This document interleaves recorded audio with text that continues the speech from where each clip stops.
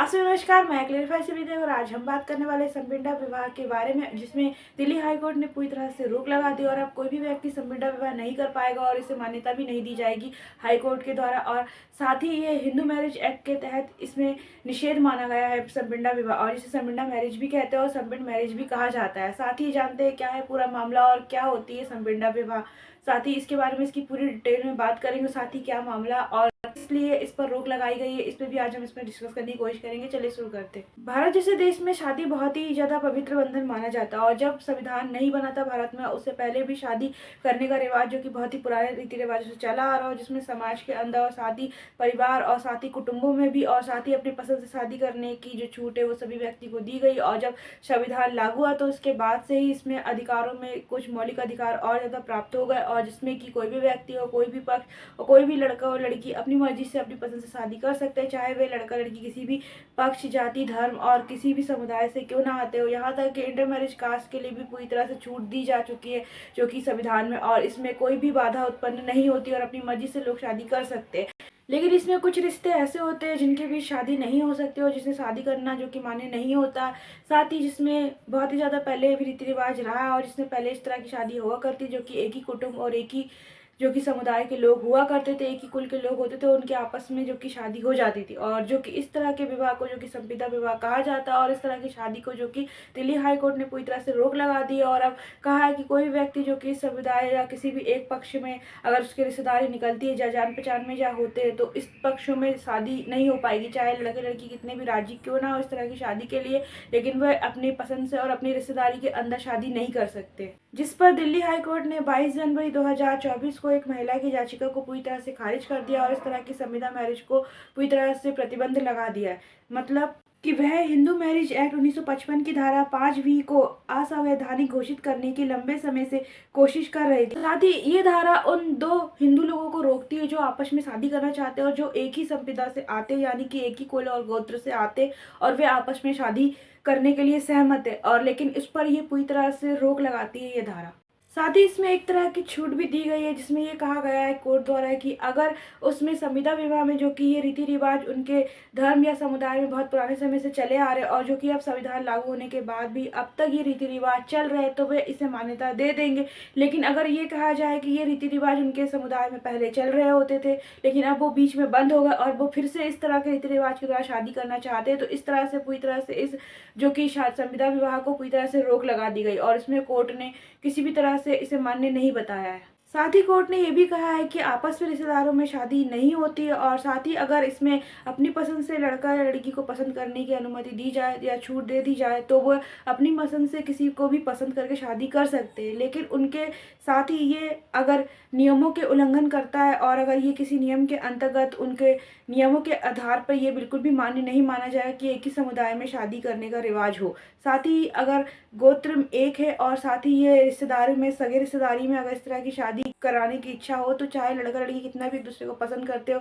वे संविदा विवाह में इस तरह की शादी को मान्यता नहीं देंगे। अगर हम बात करें कि आखिर संविदा विवाह क्या होता है और ये किसके अंतर्गत आता है, तो संविदा विवाह वे विवाह होते हैं जिसमें कि बहुत ही करीबी रिश्तेदार में दो व्यक्ति आपस में शादी करने का प्रस्ताव रखते हैं और करना चाहते हैं अपनी पसंद से, तो इसे संविदा विवाह कहा जाता है। और जिसमें उन व्यक्तियों को उन श्रेणी में रखा जाता है जिसमें कि भाई बहन और चाचा भतीजी, मामा भांजी, फूफा भतीजी और इस तरह के जो रिश्ते इस श्रेणी में शामिल होते हैं। इसमें इस तरह के जो कि रिश्ते आते हैं जो कि संविदा शादी में माना जाता है और ये संविदा विवाह कहा जाता है, जो कि एक ही कुटुंब और एक ही कुल के लोग होते हैं और जो आपस में शादी करने के लिए तैयार होते हैं। और इस तरह के विवाह को हाईकोर्ट ने पूरी तरह से रोक लगाई है। वहीं अगर हम हिंदू विवाह एक्ट की बात करें जो कि 1955 से चला आ रहा है और जिसमें धारा 5V के तहत ये नियम आता है कि अगर दो लोग जो हिंदू है और उनके बीच किसी भी प्रकार के संविदा नहीं है, ना कि कोई रिश्तेदारी, और वे आपस में विवाह करना चाहते हैं तो ये शादी जब तक वैध मानी जाएगी, क्योंकि जब तक उनके बीच कोई भी संविदा या कि कोई कुल या गोत्र का संबंध ना हो और रिश्तेदारी में कहीं ना कहीं किसी दूसरे के एक दूसरे के रिश्तेदार ना लगते हो,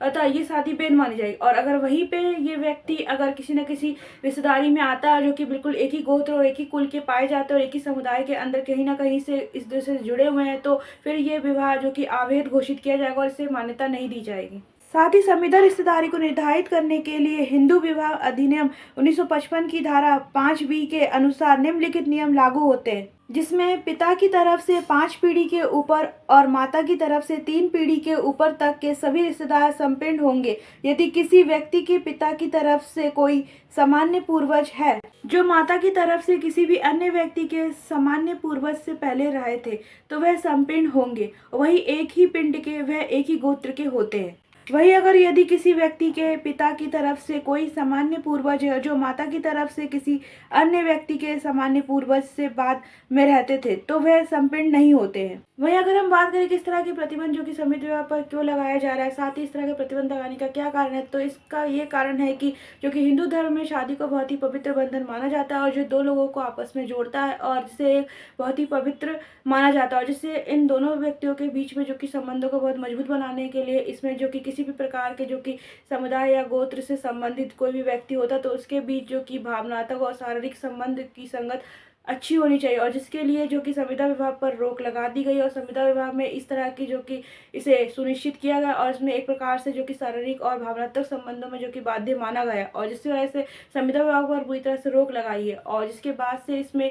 संविदा विवाह को वर्जित कर दिया गया और जिसमें कि अगर कोई भी लड़का लड़की एक दूसरे को पसंद करते हैं और उनके बीच कोई भी गोत्र या कोई भी सामुदायिक और कोई भी रिश्तेदारी ना हो आपस में या दो पक्षों में कोई भी ऐसे संबंध ना हो जिसमें उनमें कोई ना कोई रिश्तेदारी आती हो तो उन लोगों के बीच में शादी हो सकती है और इसे पूरी तरह से मान्यता प्राप्त है। लेकिन अगर किसी न किसी तरीके से कोई भी व्यक्ति या दोनों पक्ष एक दूसरे से संविदा से अटैच हो जाके उसके बीच कोई भी पिंड या गोत्र या एक दूसरे से समुदाय से जुड़े हुए और उनके बीच में बहुत ही करीबी रिश्तेदारी निकलती है तो वे आपस में शादी नहीं कर सकते चाहे वे कितना भी एक दूसरे को पसंद करते हो। लेकिन इसमें बीच में एक जो कि नियम में छूट दी गई और जिसमें हिंदू मैरिज एक्ट के 3A के धारा के अनुसार उसमें ये बताया गया है कि अगर कोई भी रीति रिवाज जो कि हिंदू धर्म में पहले से ही समुदाय के बीच में चलता आ रहा है जो कि संपीड़न विवाह का समुदाय में जो कि चलता है कि रिश्तेदारी में और करीबी रिश्तेदारों में आपस में शादी होती है जो कि ये रीति रिवाज जो कि पुरानी मान्यताओं के हिसाब से आज भी लगातार निभाए जा रहे हैं और अगर बीच में इसे बिल्कुल भी रोका नहीं गया और लेकिन लगातार इसे चलाया जा रहा है